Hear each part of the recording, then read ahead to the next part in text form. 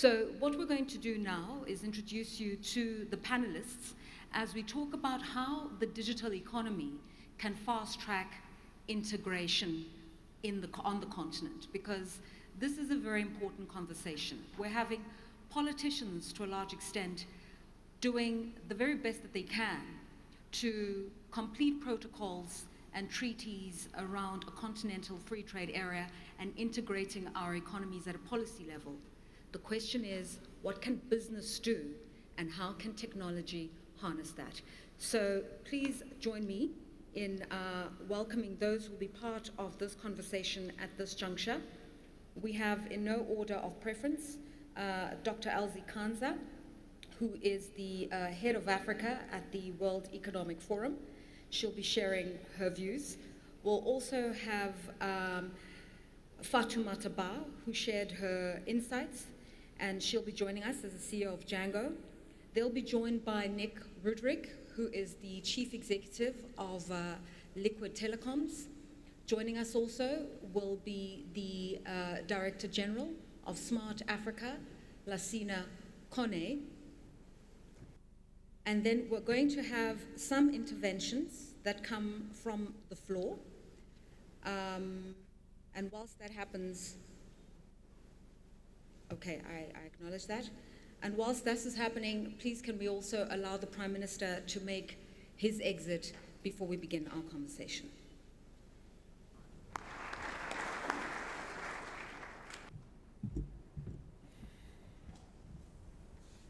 And finally, could I invite Pierre Guillain, the Vice President of the African Development Bank, to join us?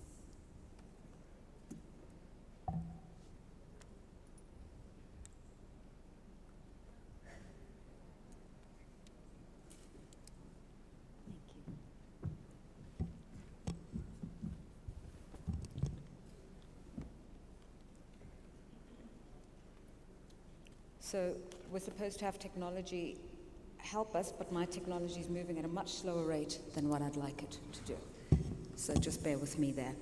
So the topic for this morning is how the digital economy can fast-track Pan-African integration. I think just by way of getting everybody's thoughts, in less than a minute, could I ask you to share your views? What is this connection between the digital economy and regional integration? It clearly wasn't apparent to me when I began. I thought regional integration is what the politicians are doing, and the digital economy is what business are doing, and yet there's alignment here. Elsie.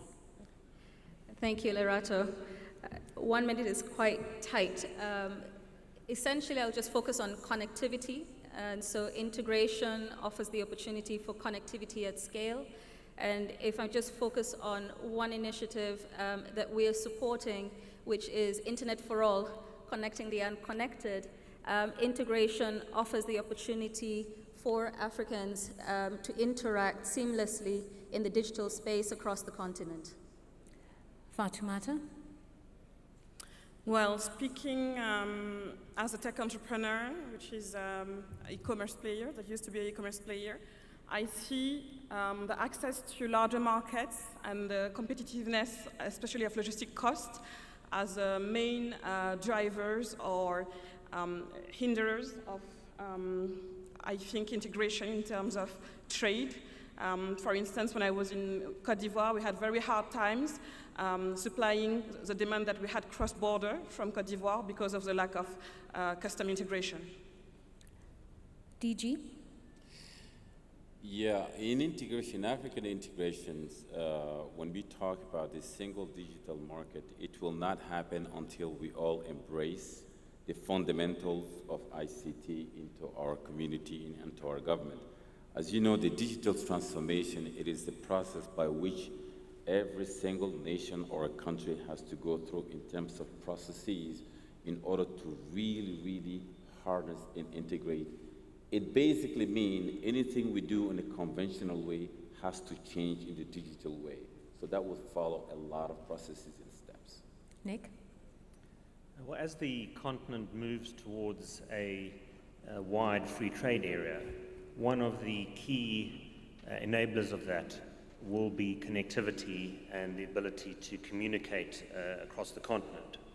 Already we see the majority of voice traffic takes place between neighboring countries, yet that currently isn't matched by flows of data traffic which are carrying the e-commerce of the continent. That still is something that flows out of the continent rather than within.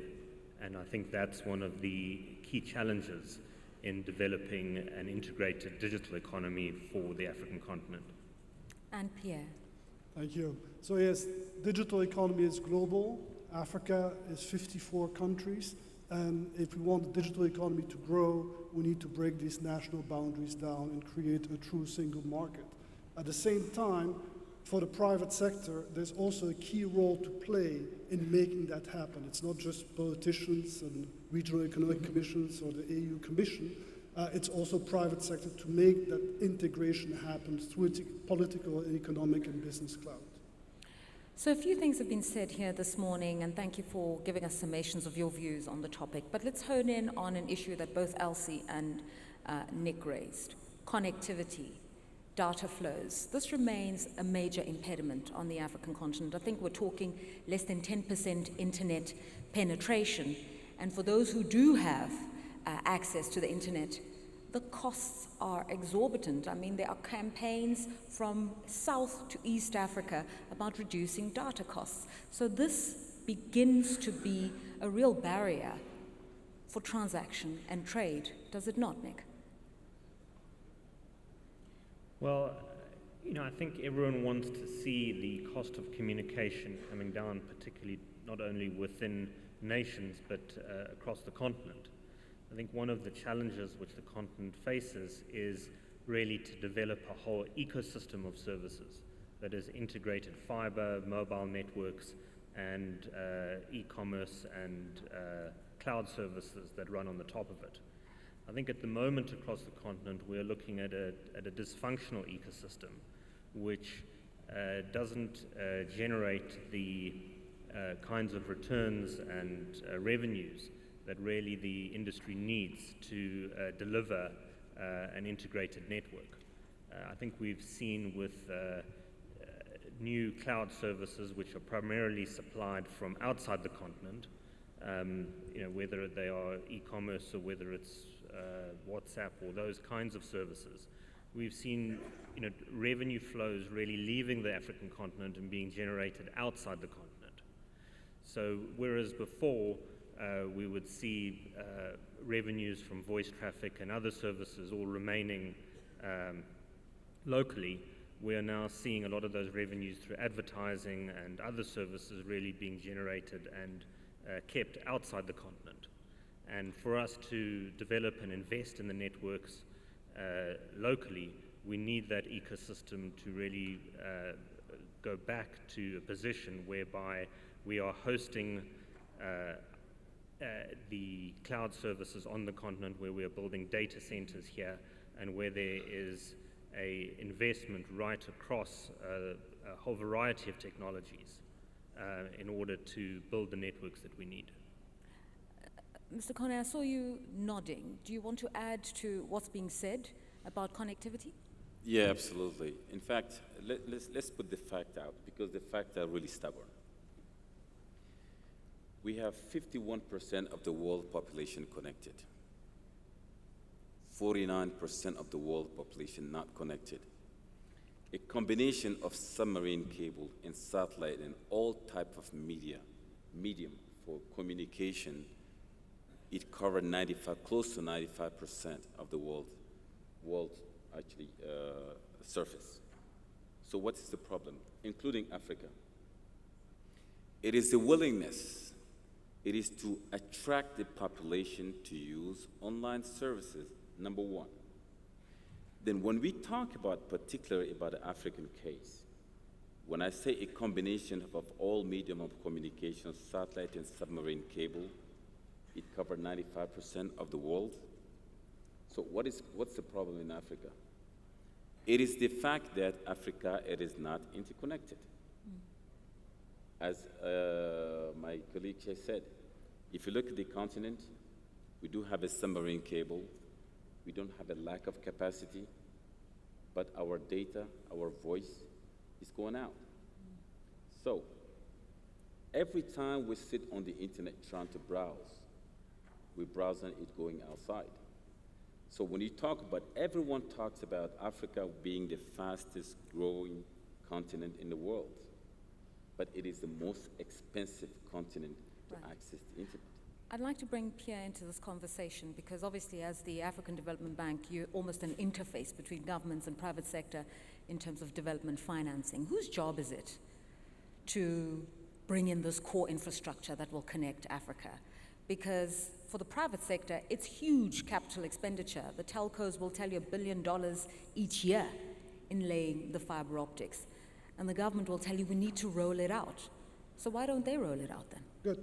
Excellent question. So, in a nutshell, what I would say, it's 70% political economy, 30% business solutions. Why do I say 70% business political economy? Africa, first, has been a tremendous success story when it comes to connectivity. We see what has not been achieved yet. We tend to forget the tremendous pace of growth we've seen over the 20 past years. So Africa is a continent that has shown that it was able to take advantage of new technology, take the mobile technology 20 years ago, and really take full advantage of it. Take mobile money and see how the continent became a leader in this space. So the potential is here.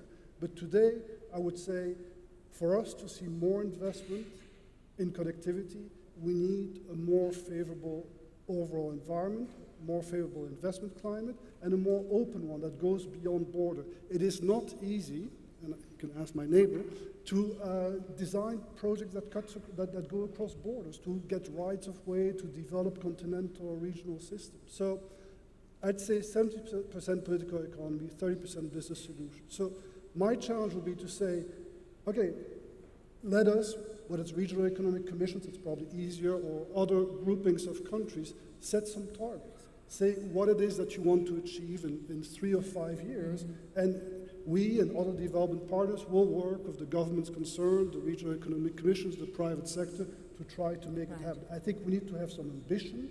I think we need to state those ambitions, but in a pragmatic way, in a way that can be tackled concretely. We, for example, at the African Development Bank, only have at this point 2 active projects on backbone fiber connectivity, and that's Central African Republic and Chad, which, as you will recognize, are not exactly the easiest markets. Private sector don't come to us for financing. We have financing available, and governments don't prioritize connectivity in their request to the bank. I don't want to belabor the point, but Nick, as a private sector player, I just want you to give us, in a short synopsis, an understanding of how it's done. How do you get the job done of laying this infrastructure for connectivity, whether the governments are working, not working, the regulators agree, don't agree? Well, I think overall the general environment across the continent, and bearing in mind that every country is different, has improved enormously. I think there's often conferences that talk about difficulties of way leaves and those kinds of things, but I think that those have largely been overcome. There's a great deal of enthusiasm and government support almost everywhere to roll out new infrastructure, to roll out fiber. I think what we're not seeing is the kind of integration from one country to another.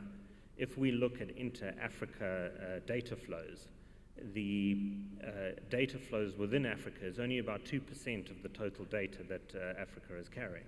If we look at physical goods, it's higher than that.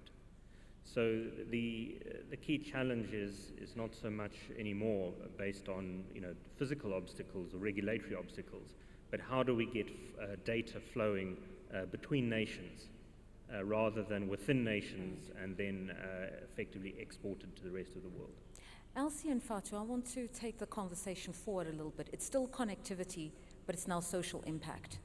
I remember speaking to a CEO of a telco on our BBC show, and he said, the reality is this: Africa, or the continent in general, has dual economies.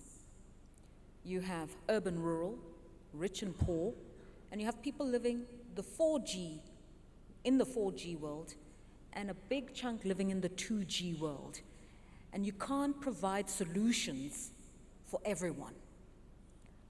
Is that what's happening here when we talk about digital economies? Those who are in the uber sophisticated digital economy, smartphones, financial services, and those who are still somewhere voice, not quite data, not quite wireless, and need to make the leap? Thank you, Lerato, for bringing this topic. I actually don't believe in this divide. I actually believe that in Africa we have the opportunity to use technology as a fast track for the real economy, and especially the informal economy. And speaking of my experience, I had in Côte d'Ivoire, for instance, the project to build a local value chain of fashion designers. So I went out to find 200 of them, and we had focus group with roughly 80 of them, and picked 70. Most of them did not go to school necessarily, they are not tech appetent. And to give you an example, when I was going with my MacBook and my slides to pitch one of them, he was a bit provocative, and he was like, you know, what is internet? I don't even have an email address. But then we sat down and we started talking about the right incentives and the right languages, and we talked about increasing his sales and reducing his costs for transactions. And when we looked at the value chain for a fashion designer, there were 4 questions they were asking me. The first one was how to bring the supply costs down. This was not the toughest to answer. We will sometimes bring them together to order higher volumes and bring costs down to give the extra gain as a margin to them or as extra purchase power to end customers. Second question was, but what does the market want? Here as well, I had data point, and I could tell them, if you start making fashion garments for women, start with dresses, it's our top category. For men, start with shirts. And by the way, you should start with accessories so that we don't have size return issues. And then the third question was the trickiest one. And they were telling me, Fatou, but the banks are not lending me to be able to grow as per your sales and your business plan. And I started actually delaying my own salaries in Côte d'Ivoire for a couple of months and funding small batches. And what was very exciting is, out of this pilot, 2 years afterwards, we start deploying millions of euros of capital to SMEs and start actually having those fashion designers be top sellers. I have one of them, Mr. Kwaku. I visited him 2 weeks ago with the European Investment Bank. Out of this pilot, now he has his own website.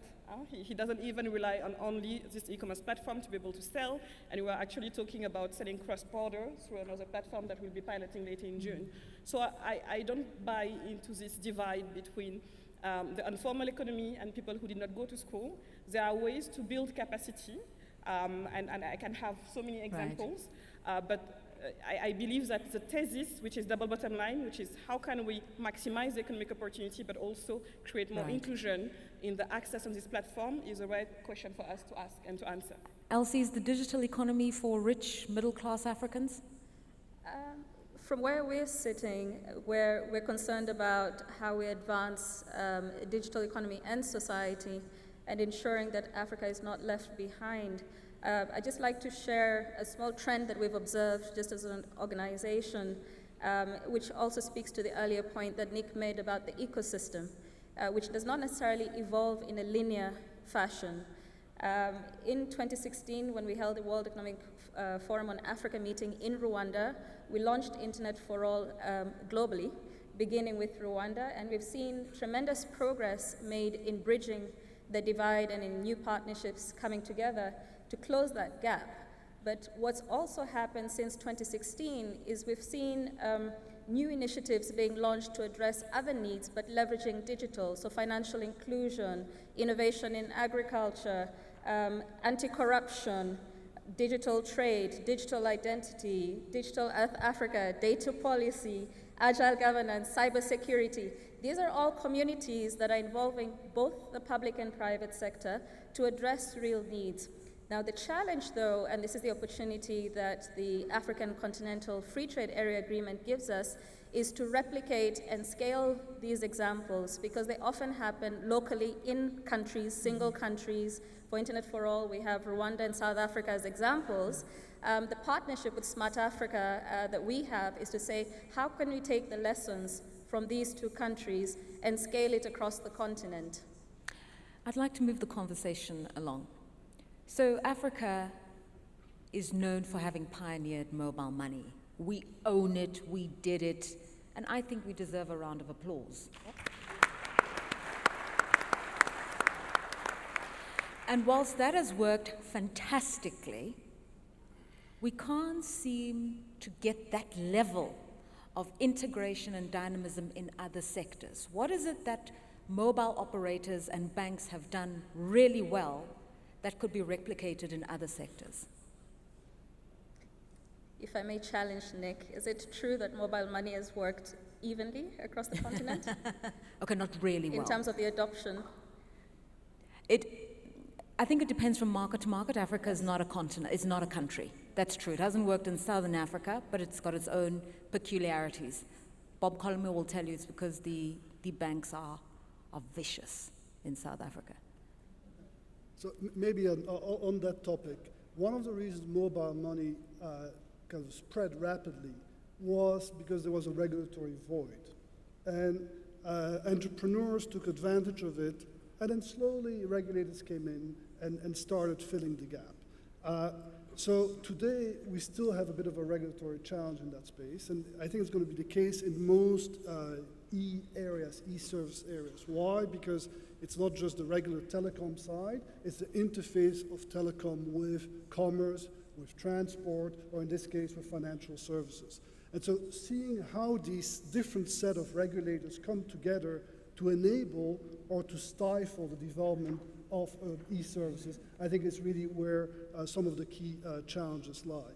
For example, and I agree, on mobile money, we still have quite a way to go. For example, we're working right now with support from the Gates Foundation, France and Luxembourg, on making mobile money interoperable within the West African Union économique et monétaire West Africaine, the 8 Francophone West African countries.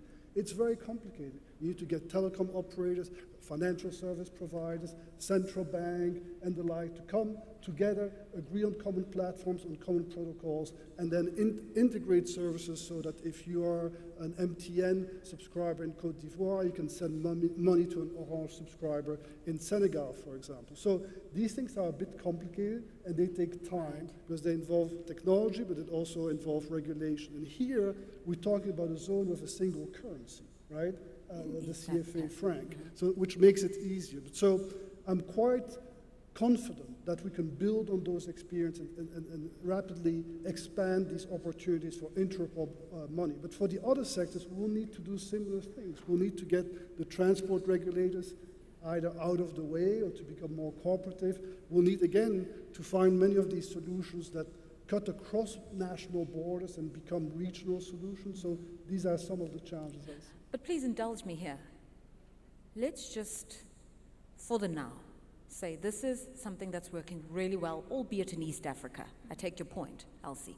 But it is something that can be leveraged, and it is a lesson that can be used or something that can be emulated in other areas. What is the thing that has worked really well within East Africa, mobile money, telecoms, and banks, that is something that can really be sort of repeated elsewhere?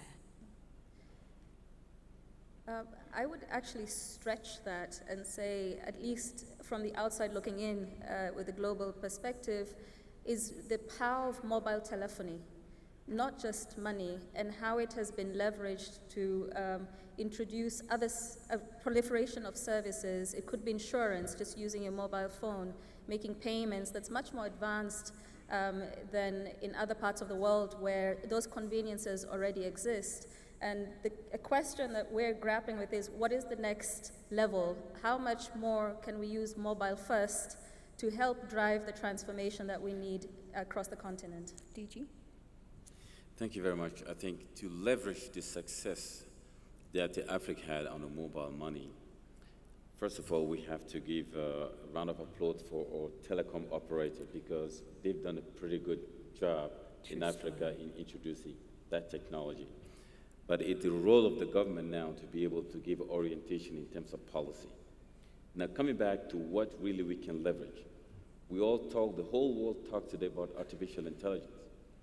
I truly believe in Smart Africa. The artificial intelligence, it is going to be the next booming in Africa for a very simple reason. Today we talk about smartphone, we talk about internet literacy, which require everyone to have a minimum of education, right? Then we have our grandmother in the village who do not even know how to manipulate, let alone to do USSD code to be able to transfer money. There are, today, the natural languages processes today to take the AI onto the phone where your grandmother will say, send $100 to Mr. John Smith in Kenya. That way, you are actually shrinking the gap between uneducated people and people who are electronic savvy. So that's where artificial intelligence will play a big role in Africa. That's what I think we can leverage right now. Fatu and Nick, let me bring you in here because you are the techies sort of on the panel. Now that this issue of artificial intelligence has been raised, could you tell me the future you imagine for Africa? When we're talking smarter cities where technology can regulate traffic, electricity, driverless cars, is that what artificial intelligence is going to do for Africa? Well, I think Africa is very good at leapfrogging technologies and moving forward then a lot faster than has happened in the rest of the world. And you know, these kinds of events, I always notice that there's a lot of government people, people linked to government, who like to come and criticize themselves and try and find things wrong with the environments that they're creating. But I think overall there have been enormous improvements and progress across the continent, virtually without exception. And you know, this ranges not just from mobile money, but if you look at electronic clearing at borders, we do a lot of connectivity to border posts, so there is seamless electronic clearing. The amount of time it takes now to clear goods at borders, particularly at physical borders for trucks and airports, has reduced to a fraction of what it was several years ago. So enormous successes. You know, what impact will artificial intelligence or machine learning have on these kinds of operations?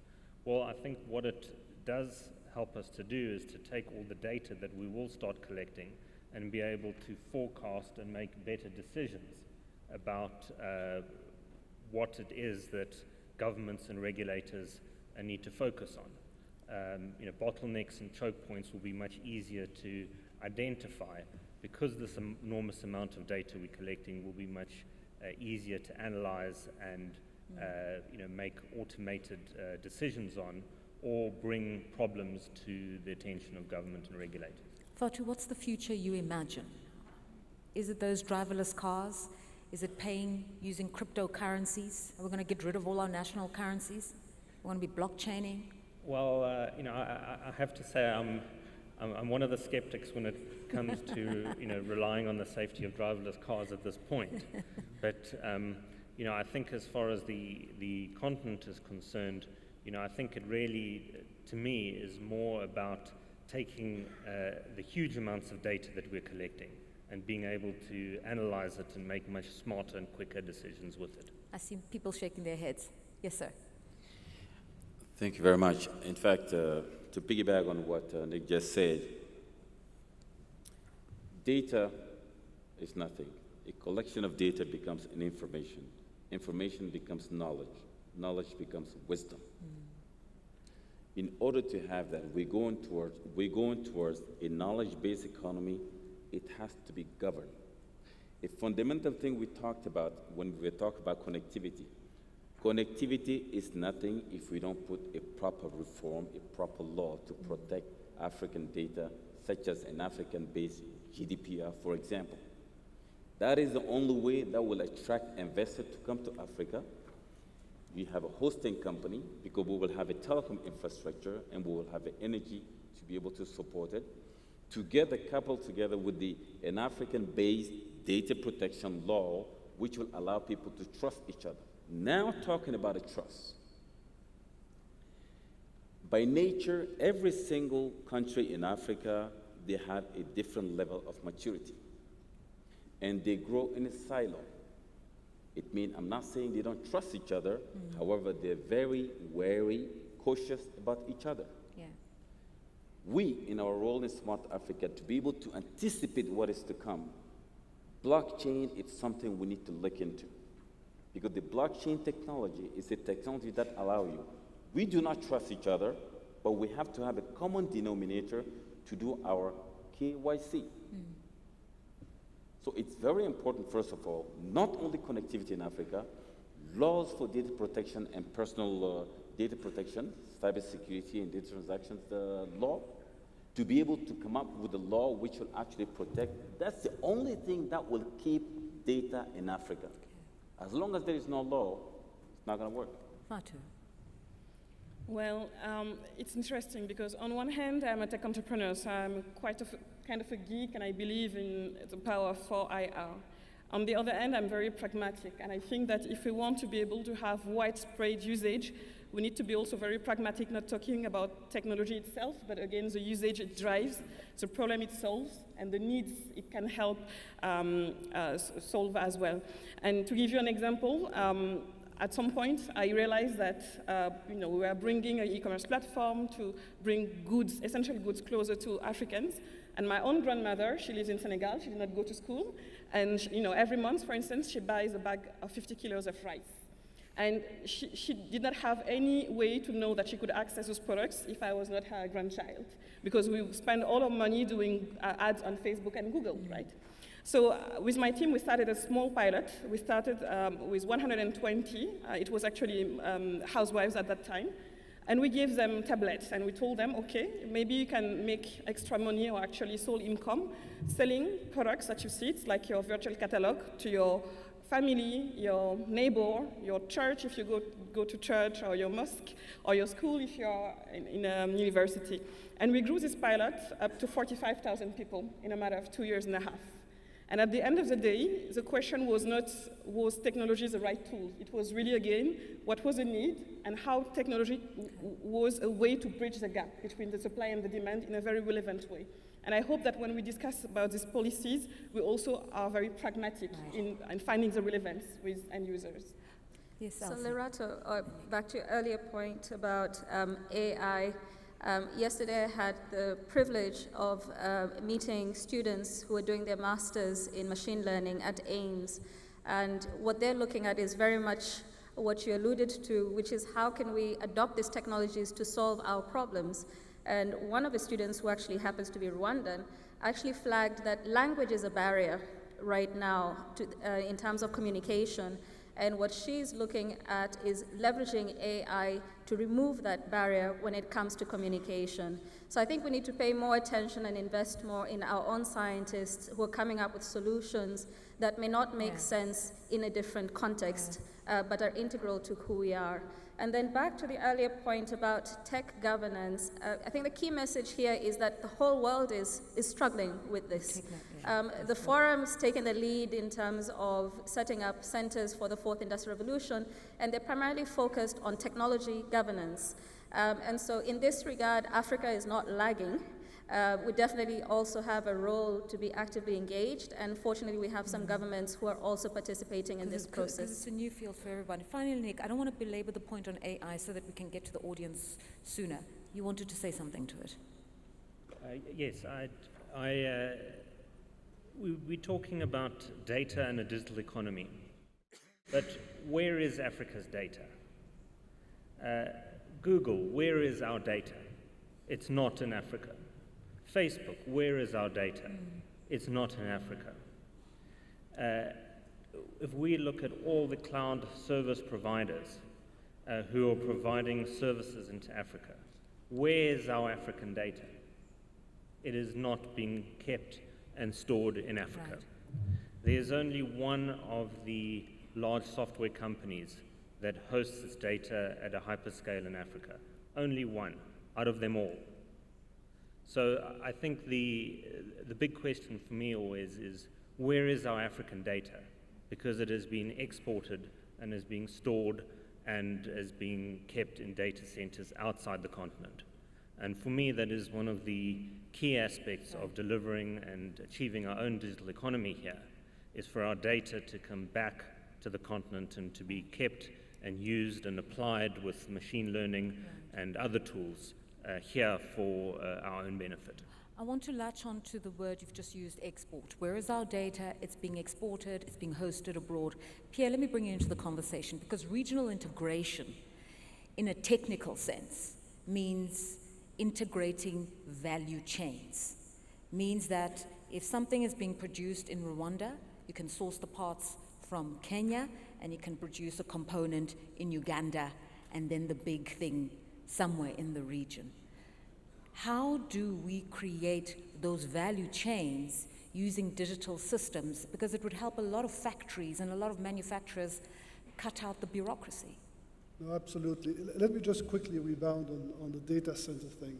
We at the African Development Bank are keen to finance African data centers. So if some of you in the private sector there are keen to find financing, please come talk to me afterwards. But so on the value chain, this is an absolutely fascinating point and absolutely critical one. And again, here we see technology giving an opportunity to break through existing barriers for regional integration of value chains. It's already difficult to do a value chain within a national context. Why? Because typically a good value chain implies maybe 3-4 different sectors, 5-6 different ministries or regulators, and then the whole thing to gel is not easy. When you multiply by 2 or 3, it's kind of an exponential growth in complexity because of the number of actors you have to align. So what I would say is, one, we need more African champions. Successful African companies that have developed a core business in their own country to invest in neighboring countries, to invest across the continent. Why?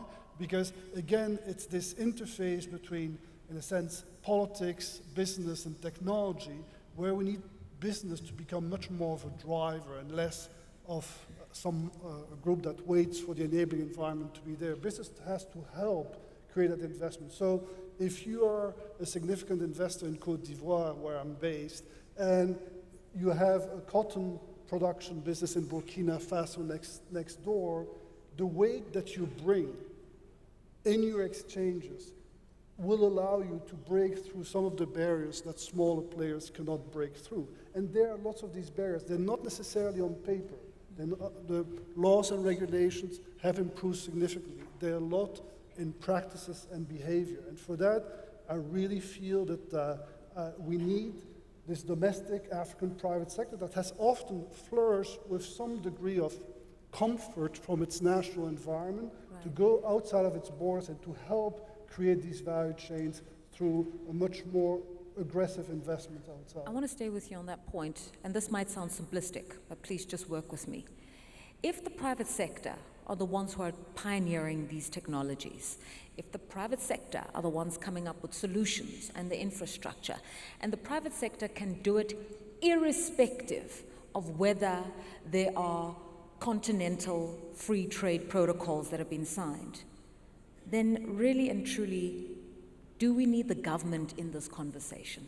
Yeah, we do need the government because we have 54 countries, with 54 sets of regulations, with 54 opportunities to make it easier or more difficult for these value chains to develop, for this technology to spread, etc. So it's really about finding ways to improve that interface between private operator and businesses. And again, as I said earlier on, one of the ways to do that is by setting clear targets. This is what we want to achieve together.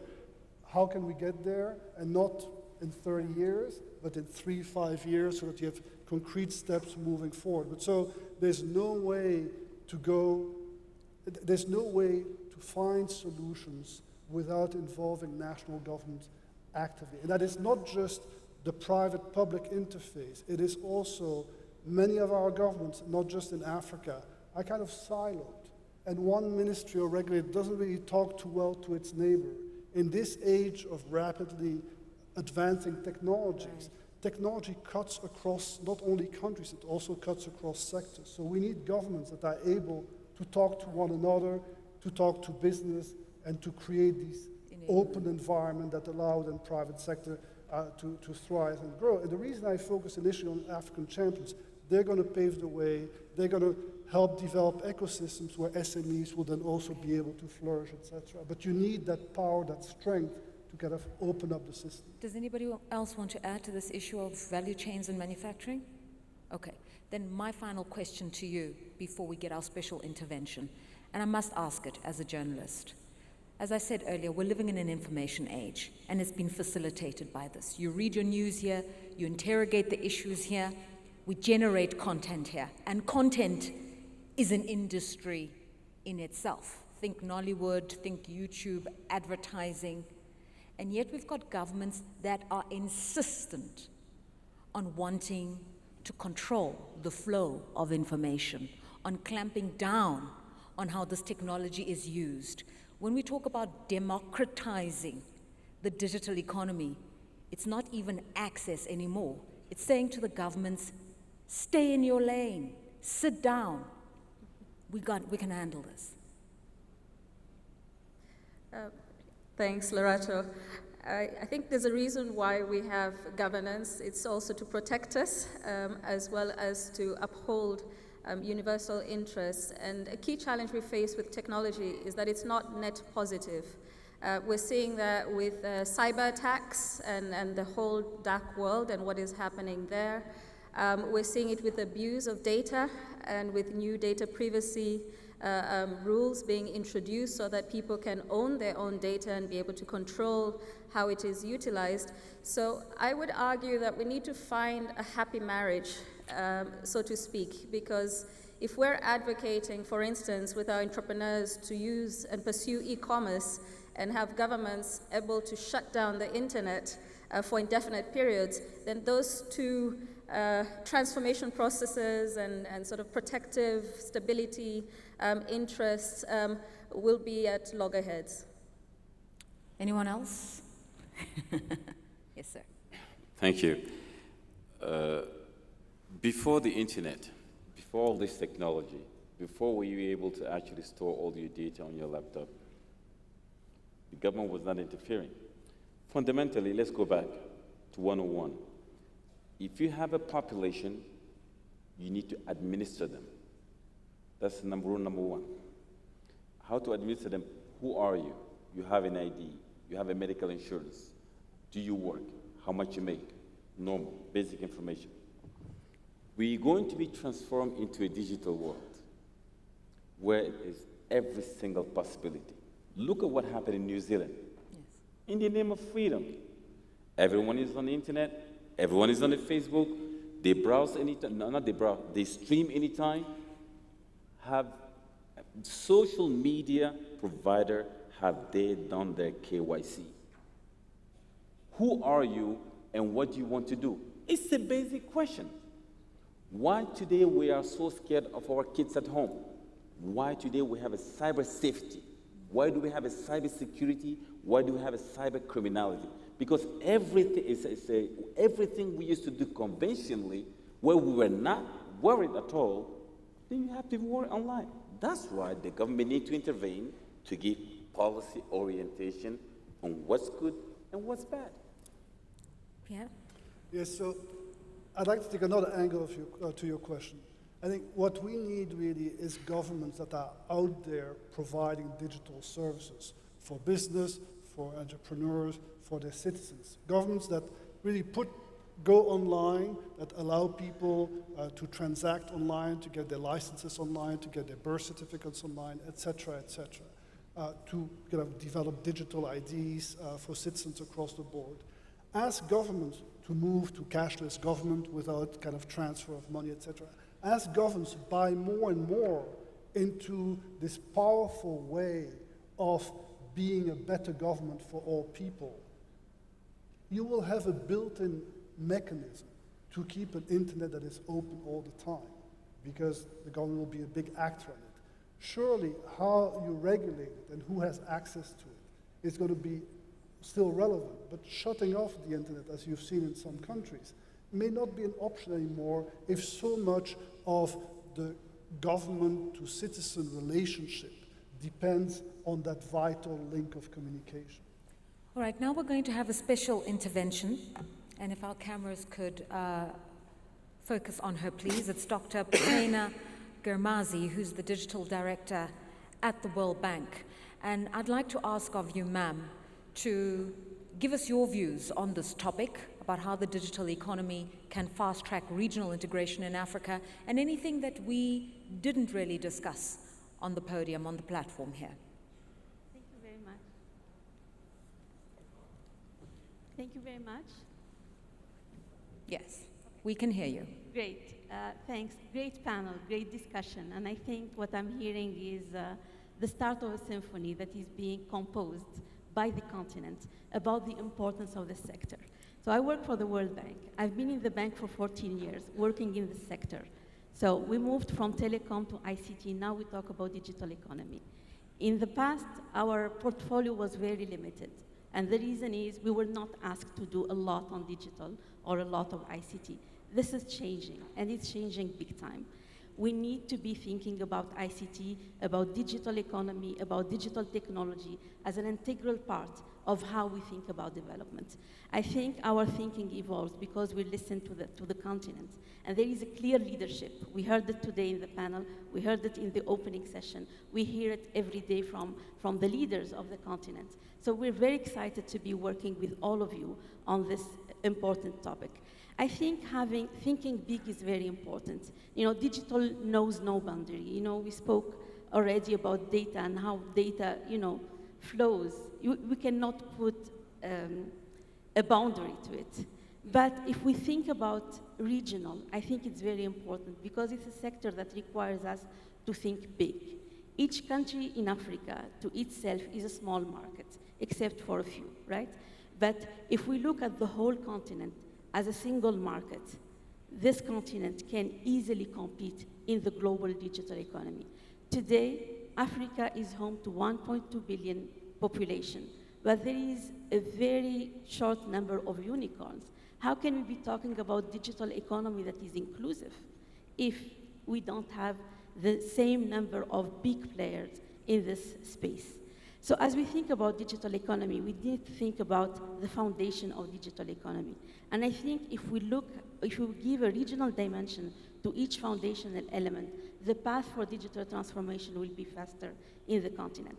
On digital connectivity, and the panel did a great job in showing that still, you know, in many cases, data and voice needs to travel outside of the continent to come back again. Without this regionally integrated, fully integrated digital infrastructure, we will not be able to be talking about a true digital economy. This is very important. If we want to have the region host those mega data centers and data to stay in the continent, we need to make sure there is a mass of connectivity out there. And when we talk about connectivity, this is where I really like the discussion. You know, you spoke about data and you spoke about artificial intelligence. I think in this continent, this is a continent of leapfrogging. The definition of infrastructure is beyond network. When we talk about infrastructure, the infrastructure of the 21st century, this is data, and this is artificial intelligence. Because if we need to close the gap, it's not only closing the gap on connectivity, but also thinking about a new gap that is opening and opening fast. So a true vision of working together, having a regional approach to close the gap that exists today. We're very happy that the world reached 50% of connectivity, but it took 50 years to get to this stage. Is it gonna take another 50 years to make sure that everybody is connected?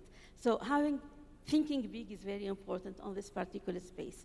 What is also important is we think about the platforms, whether it's digital ID or digital payment system, making sure that those systems are interoperable and talk to each other, create the scale that is very important for the continent to think big. You spoke about digital skills, very good, very important. Do we need to have digital skills thought about at national level or regional level?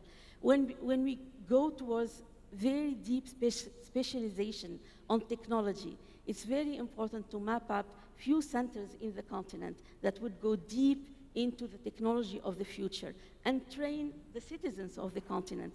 I think that an approach to regional skills is very important. And the same goes for entrepreneurships and for the other elements. So we're very excited to be working with all of you in this space. I heard also a very important topic in the discussion that is about collaboration. And I think collaboration takes so many layers. It's collaboration within governments. Today, we heard it yesterday in a meeting. You know, Do the ministers of ICT speak the same language as the ministers of finance, as the ministers of health, as the ministers of education?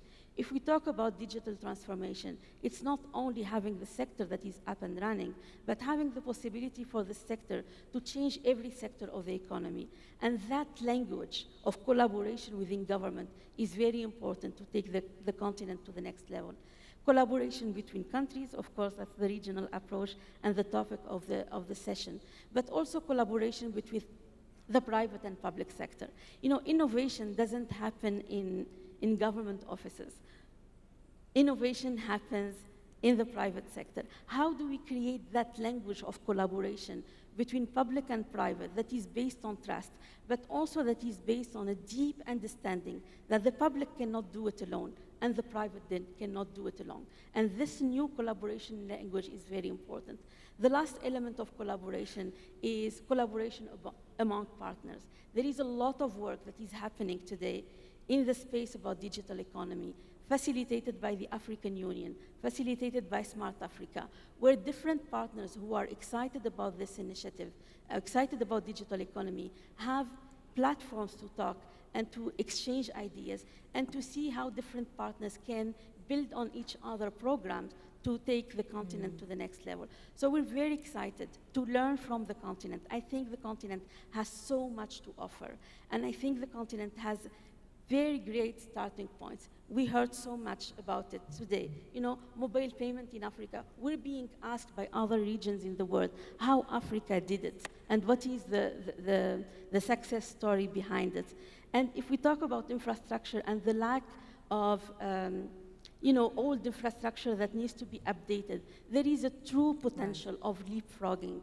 We heard it today from the panel. So how can we build on all this great environment? The youth bulge is definitely an advantage that the continent has. Right. How do we build on this? Build on the vision, build on the leadership, build on the African institutions that are very interested to take to take advantage of digital economy, to really make digital transformation something that will not happen, as Pierre said, in 30 years, but that's something that's happening today and something that can take the continent to be a true player in an inclusive digital economy.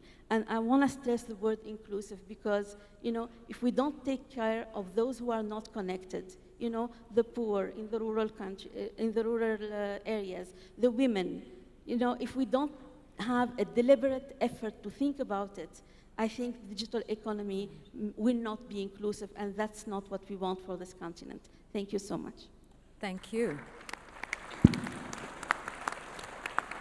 Thank you so much, Dr. Germazi, who's the Digital Director at the World Bank. Now we're going to take questions from the floor, and I see that the room is perfectly divided into thirds, 1/3, a second, and the whole. So what we'll do is we'll take the first batch of questions from this side of the room, get the answers, from the middle, get the answers, and then from the last part. And we have 30 minutes left in the conversation, so I'll allocate 10 minutes worth of conversation to 1/3, and then another and the other. So from my left, are there any questions, please? Please state your name, the organization you represent, and your question. Whilst we're waiting for microphones to make it to this side of the room, I'd just like to pick up on a point that Dr. Germazi raised, the link between innovation, R&D, and I was just reminded of a World Economic Forum report that showed absolutely a direct correlation between the spend in education and the spend in innovation hubs. And the countries that have done really, really well are the ones that have funded education and funded more than 5% of their GDP to R&D. South Korea, Australia, Japan. When do you think we're going to get a future where African governments are spending a significant proportion of their GDP towards research and development? Are there any questions here? Okay, maybe you're still shy, middle of the room. Is there a lot more courage? There we go. I see it. Yes, sir. Two sirs. Why don't you both stand up, and then the microphones can get to you easily. Go ahead.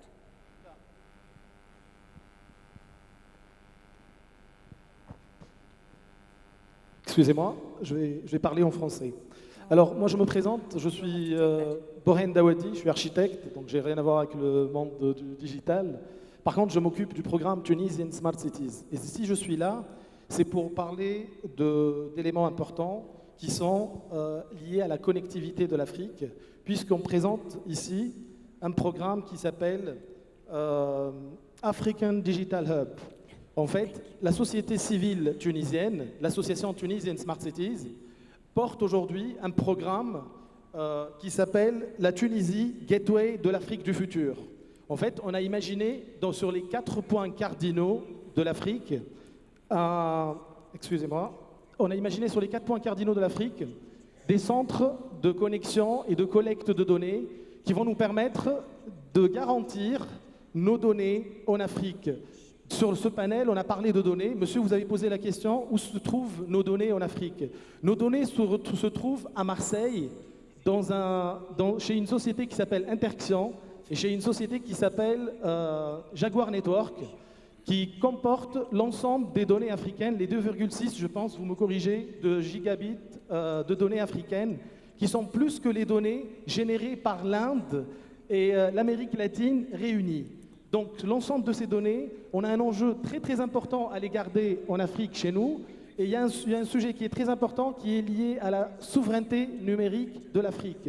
Pourquoi aujourd'hui nos gouvernants n'imposent pas le fait que nos données restent en Afrique et qu'on puisse les traiter tout seul et qu'on puisse les aborder d'une manière intelligente ensemble pour répondre à la question de l'interconnexion de l'Afrique qui a été abordée sur ce panel. Et merci. Donc je reviens sur la partie volonté politique, bien entendu. Merci. Thank you very much. The gentleman in the front. Good morning, everyone. My name is Ambassador Hussein. I'm the Director General of Universal Postal Union. I'm based in Switzerland. The panelists, great speakers, and the lady who has just spoken gave us a very good idea. I just want to be more practical. The young lady who's an entrepreneur here has told us her story. How does her products and services be visible to the rest of Africa? How does the millions of small business enterprises in Africa sell their products? Can they access, for example, the eBays and Amazons and the Alibabas of this world? Who is going to do that job for us? Every country here is struggling to set up the e-commerce platforms. Why is it that we cannot have a single window e-commerce platform with a distribution network, with all the barriers this lady has talked about, the problems of how she cannot be able to sell her products? How can we achieve one single window, continental-wide, digital platform where all our products and services will be visible on that place, and every country's product will be visible to every other citizen of other countries, and achieve the same one single digital platform? This is the question I want to pose, because this is the question I said yesterday when the ministerial meeting. That is the question we are answering as Universal Postal Union as a solution to Africa. And I want people to pay attention to what I'm saying. This is a solution that we have been trying to provide. But again, I want to ask, really, from the panelists here, how do you solve that problem? We have talked enough, and I recall here President Kagame one time when we met here, in the last meeting I had here. He told us, you can give great speeches here, you can come and renew your acquaintances, exchange cards, but what is the deliverable after the meeting you come into this place? Those speeches, inspirational speeches of the president, comes to my mind. After we leave this place, what are we going to do to help that young lady achieve what she wants? Sell her products to every citizen in this continent and outside. We should not be the continent of accepting only things to buy from outside to come to our place. Okay. Thank you. Thank you. Could the microphone? It was a great question. Are you standing to ask a question? Okay, please, go ahead. Can the microphone get to the gentleman, please, in white? Yep. And ma'am, in the green, you're also standing for a question. Okay. Thank you to the panel today. Great conversation. My question is to DG and Nick about the data centers.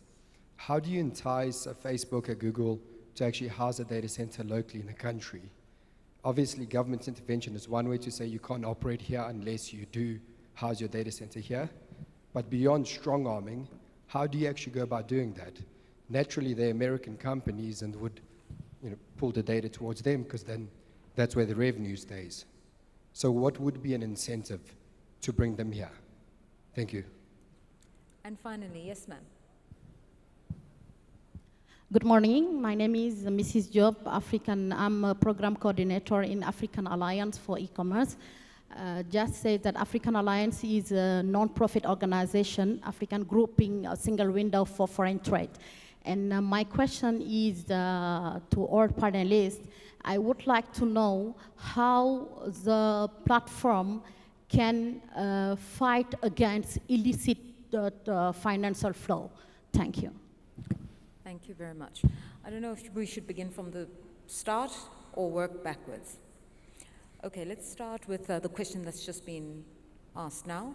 And I think it speaks to questions of cybersecurity and integrity of transactions and making sure that technology is not used for illegal activities.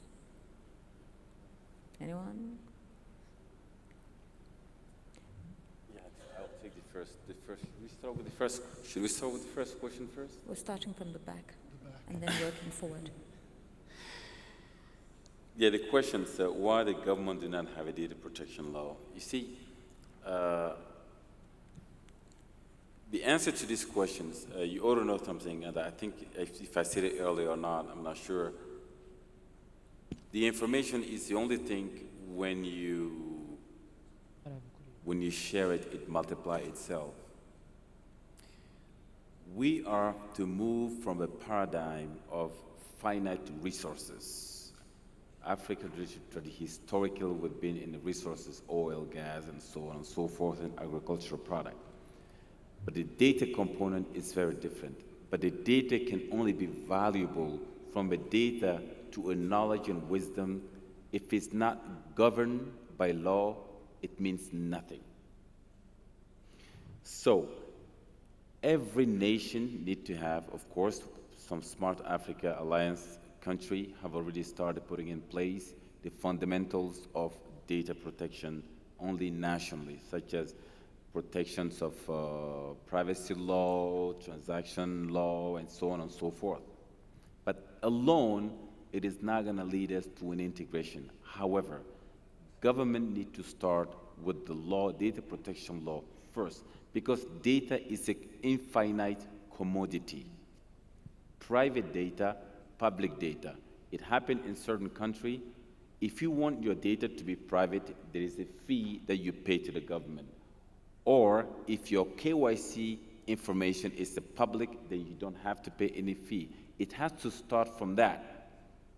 I will answer this question with the, I think, the answer will give a multiple, the question I will answer, it will answer actually multiple questions. So when you have individual country providing data protection law, we need a lot of work in harmonization, said by special intervention here, harmonization between the country in order to integrate into sub-regional and a continental prior to even the CFTA agreement. Because CFTA is based on what? In technology, we say free wave. They say free trade. But the wave has no boundary, right? Before, when you travel, when your mother traveled to a neighboring country, you have to write to them and you go to the post office. Then, after that, you have to go to the post office and make a call. Now you just do WhatsApp video call, right? It has no boundary. So to answer, so the government, we encouraging government to actually pass the reform for data protection until we get to African-like GDPR. Then we can be attractive. Because you see, you have to make the bride attractive by having a laws, infrastructure, intra-African. Then people who are hosting data centers like GAFAs, Amazon, and so on and so forth, they will know we have two fundamental things, which is one, we have a telecommunication infrastructure, we have energy and infrastructure. It's also coupled with the law of protection that they are actually benefiting from Europe or North America. But we have a big role to play. You see, government needs to take responsibility to actually give orientation and policy orientation towards a complete digital transformation of Africa. These are the laws we need to pass before we actually talk about private. That's why in certain countries in Africa, you will see that technology is way, way ahead of regulation. Then suddenly when the taxes start coming up from the government, the operators say, oh no, this is the new taxes. No, because we're always playing a catch-up. It's time to stop firefighting mode and planning mode, because if you fail to plan, it's the planning to fail. Thank you. Yeah, so we're back at the first question, I think. So let me answer it in French, as it was asked in French. Donc, je crois qu'il faut faire attention à, en fait, faire tout ce qu'on peut pour développer le système de données digitales en Afrique et à éviter de créer des règles qui pourraient freiner son développement. Donc, tout d'abord, je suis bien d'accord sur l'importance d'un cadre qui protège les données. J'aimerais souligner que ce cadre, de préférence, devrait être régional ou continental, parce que ça coûte très cher de devoir contrôler chaque législation nationale, se conformer à chaque législation nationale. Donc, dans une ère digitale, il faut que la réglementation, la protection des données et de la vie des données soit vraiment faite au niveau continental, régional, et s'inspire des grandes normes internationales également. Alors, je ne crois pas qu'il faut demander au gouvernement d'exiger que toutes les données africaines restent en Afrique. Il faut créer un écosystème qui encourage les entrepreneurs à créer des centres de données. S'il y a un problème qui entrave ce type de développement, examinons ce problème ensemble et voyons pourquoi ils ne font pas ces investissements. Donc moi, je serais beaucoup plus pour une politique d'encouragement au développement de l'infrastructure de l'information, d'encouragement à l'investissement dans les centres de données, et voir quelles sont les barrières et comment pouvons-nous surmonter les barrières, qu'elles soient d'ordre réglementaire, national, régional, continental, qu'elles soient d'ordre de financement ou autre.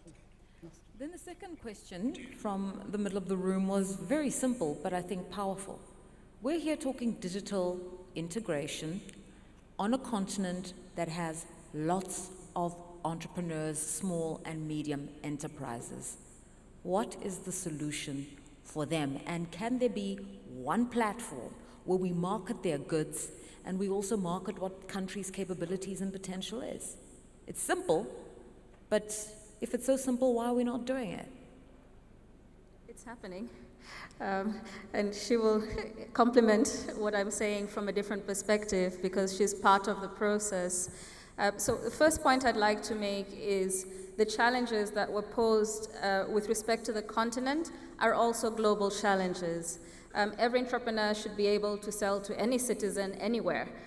It currently does not work that way. So in collaboration with UNCTAD and the International Trade Center, as well as Alibaba, if I'm not mistaken, at the end of 2017, a global initiative was launched called the E-World Trade Platform.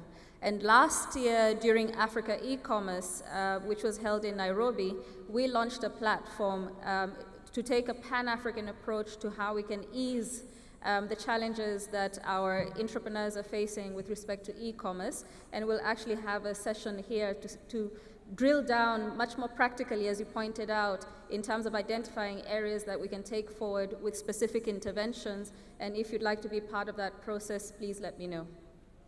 Fatu, you wanted to add? Yeah, sure. I think, one of the common mistakes that I maybe see is maybe trying to find a silver bullet answer, right? When you talk to SMEs, they always talk about at least 3 problems. The first one is how can they access better to the market and even know which markets there is an existing demand for their products. It's not the toughest question to answer. The second one is how affordable can they move their goods? And I mentioned earlier how it can cost up to 75% of the cost of merchandise to move goods from East Africa, as opposed to 6% in Kenya. And you're right, it's not only about tech businesses. If you look even on the P&L of Dangote Cement, the logistic costs account up to 30% of the cost of goods sold, and he's an industrialist having 25,000 trucks. So it's a global problem in Africa. And then they also mentioned the working capital issue and the financing issue, because whenever we manage to help them to find, a market, so for instance, sell online on my platform or be connected on a foreign platform, to maybe cheap logistics, cheap with lower logistic costs. So for instance, I have an MOU with DHL, so it's a consolidation a platform that enables to have for an individual seller like you or your friend the same price as a bigger e-commerce player. So this is the concrete answer. But the working capital funding is always a make or break. And here, we won't be enough as tech pioneers to do it. Our balance sheet will not be deep enough, and we are not the experts, so we can only find the ways to, for instance, enable credit scoring, showing that these guys have a track record and we can predict their sales, so now you financial institutions fund them, right? And then there is also the question of capacity. I mentioned Mr. Kouakou earlier, but I have a seller in Côte d'Ivoire, Mrs. Diaby. I wanted to crack mobile phones, and I did a benchmark at that time. It was in 2013, and I realized that the supply of mobile phones is in open markets, so Trècheville and Adjamé in Côte d'Ivoire. And when I went to see her, she did not go to school, so she was not able, even with a training, to be able to operate her shop online. So I did a MOU with the Polytechnique Houphouët-Boigny, which is a top engineer school. So I would take batches of students, train them, and they will be the head of sellers of the e-commerce players that have the great product, great price, but lack capacity. And it's a win-win-win, because I have an opportunity to increase my assortment. The e-commerce, the seller has an opportunity to go online, even though he doesn't have literacy or tech capabilities, and then the young graduate has an opportunity to get access to a job. But where I'm frustrated is these are anecdotes, and as you mentioned, we need scale. And to need scale, we need people like you. First, stop thinking about the threats only. I hear you about regulation, but I'm also a bit afraid because, when we started as e-commerce 7 years ago, there were no regulations. And of course, we need to be able to protect people, but we need to be able to do so in a matter of seeing also the opportunities and not only the threats. Very briefly, Pierre. Okay, so I would say briefly that I don't think a single digital platform for Africa is a solution. In this area, like in others, we need competition. We have competition in retail, we need competition in e-commerce as well. What we do need is more open access, and we also need, in particular, better way to do execution. Ask any e-commerce company today that does business in multiple African countries, ask them how they do business. Many of them will tell you they do it everything's through Europe or other places, Dubai, whatever it is. That the country-to-country e-commerce is very small, partly because the logistics and customs issues, etc., are too difficult. So that, to me, is one of the big challenges. And I'm going to throw this last one to you, Nick, the last two. A question was raised about the incentives that are needed to bring data centers to Africa. And to that, I want to add a question. We've seen an e-commerce company doing an IPO internationally, and the first question that was asked is, are you really an African company? And if so, why don't you use more software developers in Africa? And it's raised questions around trust. Do you even trust the capability of Africans to come up with the innovations in this space? Let me answer the last part first very briefly. Just to say that there's an enormous amount of software development skills on the African continent, possibly more than what people think. Most of our software development is outsourced, in fact, to African countries. A lot in Kenya, in Zimbabwe, in South Africa. We have got a lot of our software development being done, and the other countries that we're in. So, the skills are there, the capability is there, and, I think that, in fact, it's more cost effective than going overseas, and the quality is just as good. So, I think for anyone out there who's looking at developing platforms, they don't need to look outside the continent. It's not necessary. I think the prime question was, how do we get the large cloud providers to host their content in Africa?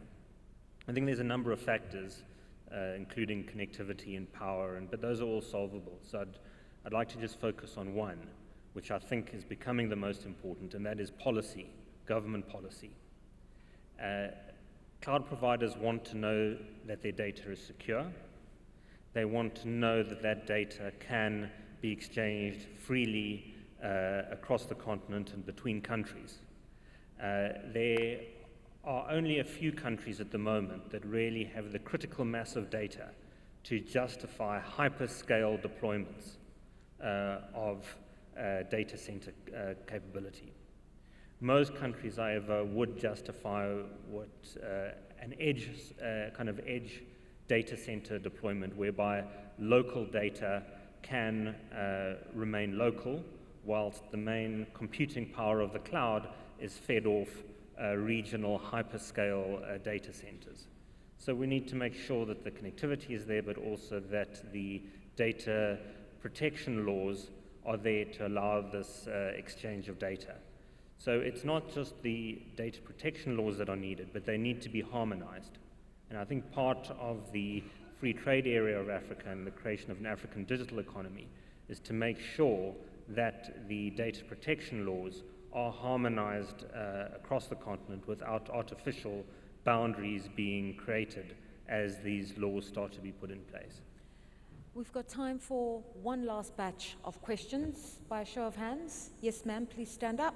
Yes, sir, please stand up. Yes, sir, sir, and the last one. That's it. Okay, so if a microwave, you can see where my mind is at. If a microphone could make its way to the front, please. Hello, my name is Amy Marks. I'm the CEO of Excite Modular. I'm also the chairperson of the Edge Data Center Standards Committee in the United States for OpenIX. I think what Nick said is very interesting to me, and there is such an opportunity in Africa to surpass what's actually happened in the United States, because we've already learned some hard lessons, and you can learn from some of those. There isn't a lot of space for tons of hyperscale data centers, as you mentioned here, but there is a lot of space for small, scalable edge data centers that can become larger and larger as they grow. And I think the real opportunity exists here in Africa for a lot of the incumbent telecoms before you start getting into some private developers, which are coming along as well here in Africa now, for some of these data centers. You also have huge cable systems. I'm also a subsea expert in the CLS business. You have lots of cable systems coming here. You already have some cable systems. We've actually built CCOMs buildings. You have a really rare opportunity here in Africa to have the convergence of subsea and data actually be efficient, as opposed to having a giant gap between the small edge and the hyperscale. I will also say that being the head of diversity and inclusion for Suboptic, I've never seen so many women at any conference, and as well as women on the panel, so I applaud you at Transforming Africa for that as well. So my question is, Nick, could you give advice maybe to some of the groups out here that could actually take advantage of developing some of these edge cable landing stations and data centers, and how they can actually grow their own businesses, because that's really where we're going to start enabling entrepreneurs. Great stuff. Could we pass the microphone on to the gentleman in your row? Nick, you got that, huh? That one was for you. Yes, Yes, sir. good afternoon. My name is Robert Kaihura, and I work with the law firm of Covington & Burling, where I focus on technology. Could you put the microphone closer to your lips? Sorry, there we go. So I focus my practice on technology and tech policy in particular with a firm called Covington & Burling. And I just, fascinating conversation, but just a few clarifying points. I mean, you know, we've had 45 plus years of massive tech innovation, none of which has really impacted our continent, in part because we didn't have the infrastructure, right? So I think that's kind of a recurring question and theme that's popped up. So we haven't. I mean, the first fiber was laid in 2009, and we've seen massive improvement over the past decade. So I think that explains in part why a lot of these large platform companies have not invested here. That doesn't mean they don't want to. And it's worth noting that just in the recent past, Microsoft, Amazon, they're all putting data centers in South Africa. I think it's also important to call out the fact that it's just, you know, we need to differentiate between, I think the term was African data or country-specific data. It's really about the individual data, right? Because all these services are about providing access or enabling individuals. And I think we're trying to find ways to create smart and enabling regulations that protect the individual, but also accelerate innovation in key markets. And I think this is the point that the DG's made on several occasions. And I just want to echo, I mean, what will enable the continent is smart and enabling regulations that open the market up to multiple platforms, as the gentleman from the African Development Bank made. I think I'll just stop there. Thank you Thanks. very much. Could we get the microphone to the gentleman in front here? We're coming to you, sir. I see you. Hello. Good morning, everybody. My name is Abdou Khan, and I'm from Senegal. So I'm the CEO of an ISP based in Senegal. I had a question because when we look at China, for instance, right, we see that China has Baidu, they have Tencent, they have Alibaba. They have developed big champions, been local champions. And why aren't we able to replicate that in Africa? That's just, I think, a simple question. Just trying to figure out what needs to be done. Is it government? Is it what type of protection we need to put in place to allow us to grow those champions before, I would say, being eaten by other software companies? Okay, thank you. Fantastic. Yes, sir. Yes. And then the last microphone to the gentleman behind him. Yes. Okay. Bonjour à tous. Donc je vais poser ma question en français. Donc je m'appelle Adébissi Djogan et je dirige un cabinet de conseil en affaires publiques et je suis par ailleurs membre d'un groupe de travail qui s'appelle I4Policy, donc qui travaille à l'amélioration des politiques publiques d'innovation sur le continent. Et donc moi, ma question, c'est alors qu'en pense l'innovation, les conversations qu'on a aujourd'hui en termes de, qu'on pense l'innovation africaine en termes d'industrie. Alors en réalité, les discussions ou les pistes qui sont jetées de dire ok, il faut libéraliser, il faut déréguler, ouvrir les frontières, est-ce que dans une certaine mesure, cela ne représenterait pas un frein à la stimulation finalement du contenu de l'innovation locale, de l'innovation Made in Africa? Et est-ce qu'en même temps qu'on pense ouverture des frontières, on ne devrait pas engager également des réflexions, des discussions sur des pistes donc d'une forme de, je dirais, de souveraineté digitale, de protectionnisme digital, pendant qu'on stimule évidemment les startups, l'innovation africaine, on protège de la même manière cette innovation et ce contenu local. Donc c'est ma question. Merci. Thank you. And the last question. Good afternoon, the panelists. First of all, my name is Prince Alex Harding. I come from Sierra Leone, West Africa. I'm the chairman commissioner of the regulatory body called National Telecoms Commission. I bring greetings from Sierra Leone to all of you here, from the President, Julius Maada Bio, and the country at large. First, my question or my topic is going to concern mainly on the presentation by the World Bank representative here, Dr. Gomazi.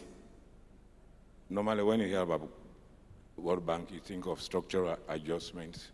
Today I saw the human face of the World Bank giving us solutions that is so important to us coming from these small countries. I would like to talk on the need which you talked about for the inclusive digital economy. I would say democratization of the digital economy. whereby bringing all the poor, the women, and the youth. These are the disadvantaged people in our society, especially in Africa, because of cultural limitations, etc., etc., and of course, government policies. Then there's a need for government intervention on holistic state, especially in times of education. Let the poor, the women, and the youth know that this is needed for their own development, including, of course, the development of the state and the economy as a whole. You need public education. You need education on a mass scale. Even we ourselves, we are leaders, we need also to be educated, that we need to bring on this group of people. Without it, the economy goes to a standstill. And she also talked about collaboration. Collaboration in every sector tends to conjure rejectionism, to reject. No, I'm not going to join with you. I'm talking from the standpoint of a government functionary for a length of time. Ministers tend to go into their trenches, want not to be disturbed, including governments, not to say about the private and the public sector. The private sector, you can't blame them. They are normally concerned about profit. And the public sector, government in particular, tend to be concerned about social aspects, because to get votes at the end of the day. So how do you bring these two people? Okay. It's not an easy task. So I will say this conference should be a basis to send the signals to the lawmakers in our countries that this is necessary. This digital economy democratization is good, and it should be based also on collaboration. And that's the government policies. Whatever we do here, at all times, I don't want us to leave out the government's politics. There's good politics, of course, which okay. I would say we should think of it seriously. That's my submission. Thank you very much. Lots of questions, but many of them interrelated.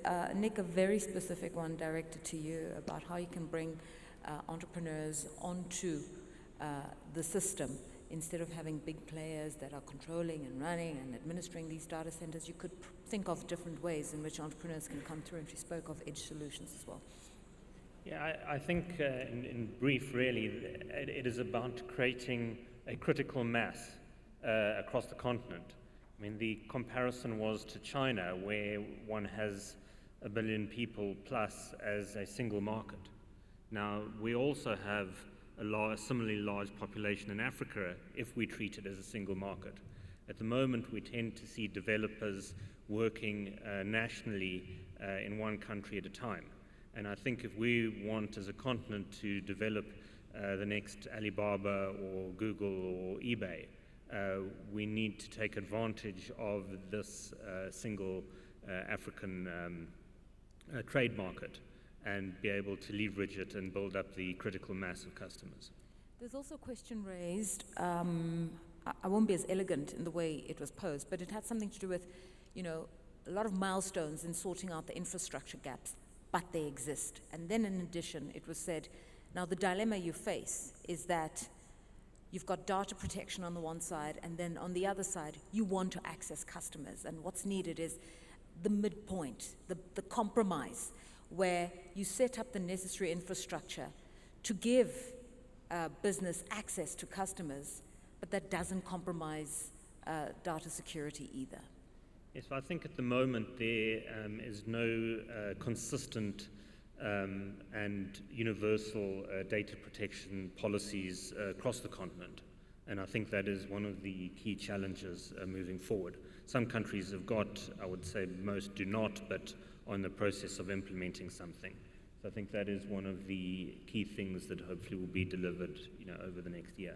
There was a question, anybody can take it, on having open borders. Yes, regulation, but try to limit it. Open borders in that way, you get more startups coming into the system, more entrepreneurs. Maybe I'll just echo what Nick just said, and also on the China analogy.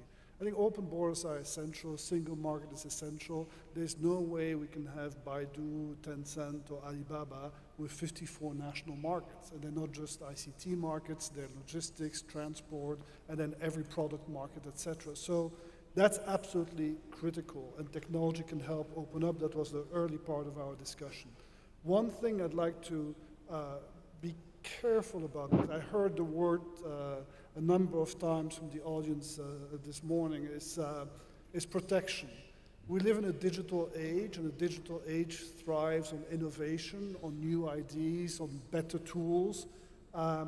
Protection takes the risk of shutting yourself off from that and being happy with basically substandard approaches. So I would be really focusing on creating that single market, on removing barriers to access, on increasing competition as the main driver, because innovation comes from competition. And surely we also need to put this whole policy and regulatory framework in place to protect data, to protect competition, etc. But these go together. So, a word of caution, be careful about protection. And finally, I want to just develop what the gentleman from Sierra Leone said.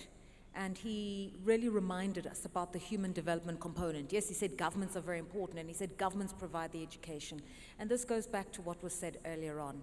Innovation that's needed in Africa is strongly correlated to education and governments investing in research and development. So as we talk about a digital economy for the African continent, what is the key intervention that's needed? In 30 seconds, Elsie Kanza. 30 seconds, tight.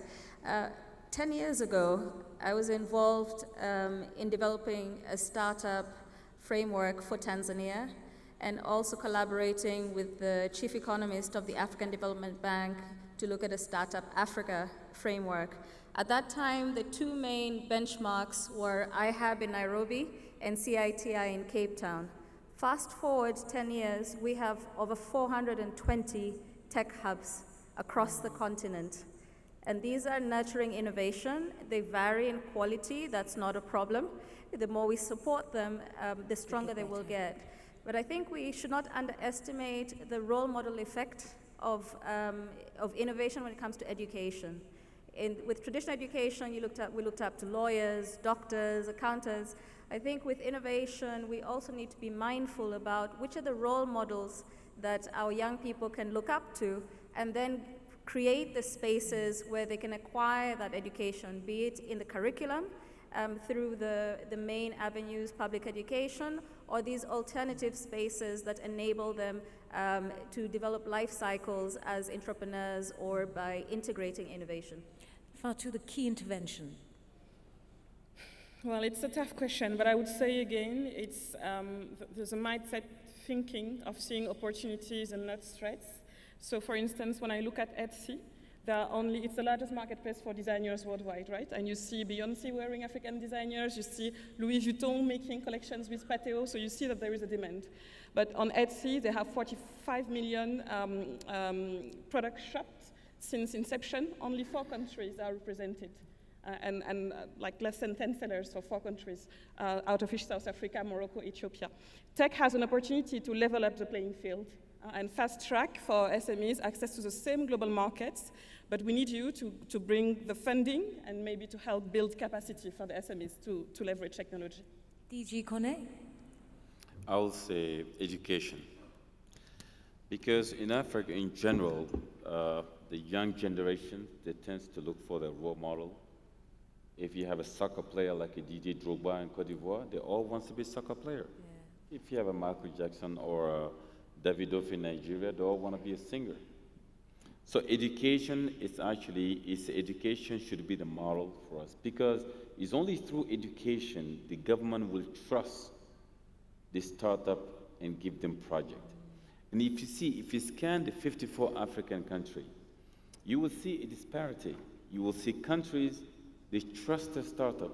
The entire country is governed by ICT developed by local startup. And you go to other countries, they don't at all. So it's based on the education.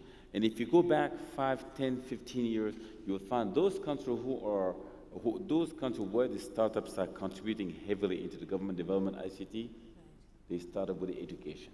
Nick? Thank you. Key intervention? No, I think that ultimately to realize the benefit of the digital economy, we need to make sure that data can flow easily, cheaply between all the countries and economies of Africa. Fantastic. And Pierre? Yes, so how do we achieve the digital single market? That's, I think, the big question. If you look at the European Union, they've done a remarkable job, but it's a journey. And that journey takes 10, 15 years or more. The EU hasn't completed that journey. They're still on the journey. So let's focus on what is that journey like for Africa? How do we break it down in digestible bits and make sure we go step by step to this truly digital single market that would benefit everyone so much, that would create this single market of over 1.2 billion people. Ladies and gentlemen, please join me in thanking our panelists for sharing their insights. They are Dr. Elsie Kanza, Fatoumata Ba, Director General Lassina Kone, Nick Rudnick, Pierre Guilan, the Vice President of the African Development Bank, and we had a special intervention from Dr. Puthena Gumazi, the Digital Director at the World Bank. Before I close this session, I'm the only thing standing between you and your lunch. Let me tell you where that lunch will be. For those of you who are platinum subscribers, please go to the Auditorium Club. Auditorium Club for platinum guests, and then lunch for everybody else will be served at the Lada restaurant inside the Radisson Hotel. Lada restaurant at the Radisson, or on the side of the Radisson Hotel. I think it's this one at the entrance when we come through. I think we'll convene again at 1:30 when you're going to break, or 1:30, yeah? That's an hour from now? Okay, let's convene in an hour when we'll then be breaking for various sessions. See you again later, and thank you for your time.